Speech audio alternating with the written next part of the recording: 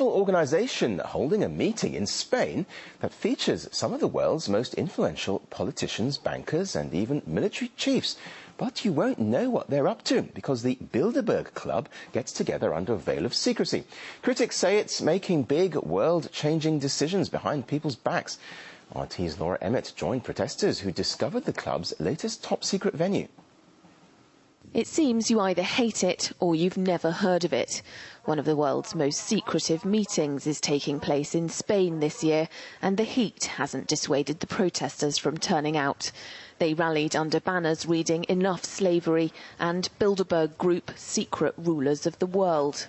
This year's Bilderberg meeting has drawn protesters not just from Spain but from all over Europe and the world. They're not objecting wholesale to the meeting taking place. What bothers them is the veil of secrecy that's been drawn over this sunny seaside resort.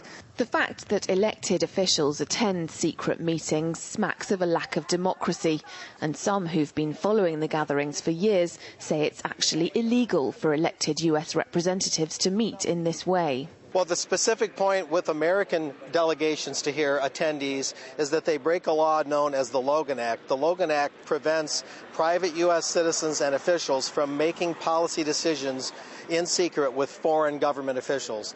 They knowingly and deliberately break the Logan Act, so I strongly suspect that other national governments have similar laws that their Bilderberg attendees break by being here. Despite that, U.S. Treasury Secretary Timothy Geithner has attended the Bilderberg and is rumoured to be at this year's too. It's been particularly difficult to get a list of attendees this year, with even that shrouded in secrecy.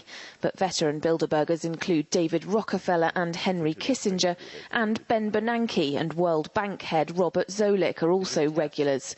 Outside the disproportionately heavy cordon, where police all but outnumbered demonstrators at times, a Swiss activist explained why we should be fearful of the Bilderbergs' alleged New World Order agenda. It bothers me that it takes away the power from the people and it gives the power to them. It is about building up structures, centralizing everything. The European Union, for instance, is also a construct which the Bilderberg Group helped to develop, also the European currency. Needless to say, the meeting's agenda is also a closely guarded secret, as it should be noted are the agendas of many meetings. But dedicated Bilderberg watcher Daniel Estulin says he's seen a leaked copy. And the big question this time around is whether the euro will survive.